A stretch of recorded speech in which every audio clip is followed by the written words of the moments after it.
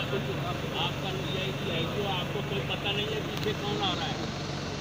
ये पूरी दुनिया का मसला है, मुझे आप नहीं समझ के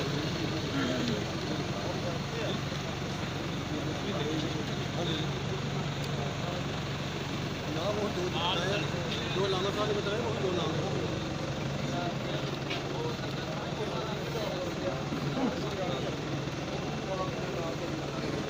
चलो ठीक है सर, बैठा दो दोस्तों।